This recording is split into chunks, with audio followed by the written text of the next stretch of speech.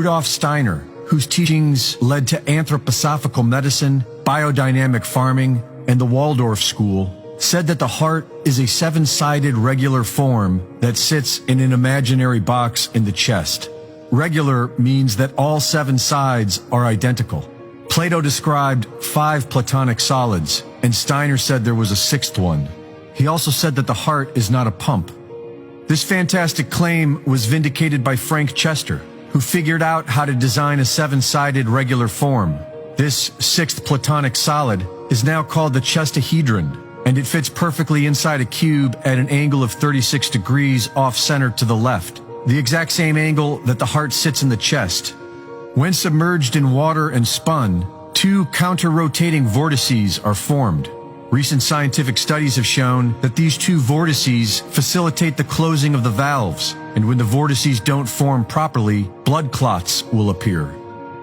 The man who unfolded 1,000 hearts, Paco Torrent Guasp, discovered that the heart is a single muscular band, folded over itself in a spiraling pattern. The heart itself is a vortex of tissue. It is not a pump, it is a vortex machine. For centuries, it was believed that matter can only exist in 3 states, such as water, which can exist as liquid, ice, and vapor. Human cells are 70% water, but most of this water is not in any of these 3 states. We have recently learned that with water, there is a 4th state.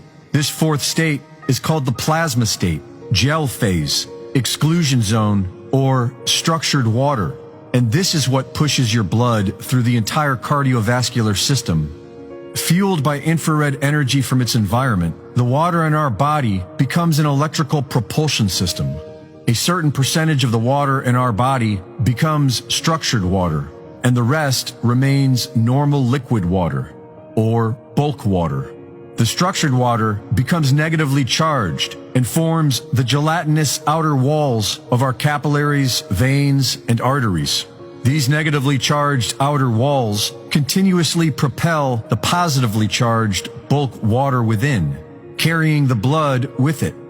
This propulsion system will run indefinitely, so long as it stays charged. And the way you charge it is with the Earth's electromagnetic field, infrared energy, and positive thought. The work of Dr. Masaru Emoto has scientifically demonstrated that water exposed to loving human words and thoughts is transformed into its natural hexagonal shape. It becomes structured at a molecular level based on our positive intention. This new model shows that it is the blood that pumps the heart, not the other way around. And in order to keep the flow strong and healthy, our best medicine is to connect to the earth, get sunlight, love ourselves, and love one another with physical touch. Victor Schauberger spent his life studying water and found that in the natural world, water will always create vortices along its path.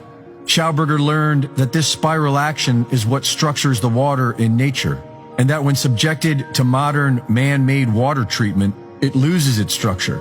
Schauberger's work led him to believe that one could generate energy out of a vortex. He described it as an energy implosion, as opposed to an energy explosion. Dr. Tom Cowan, who has written about this in Human Heart, Cosmic Heart, has an interesting theory which may explain the saying, a heart of gold. Another recent discovery is that gold in its purest form does not appear to be gold at all.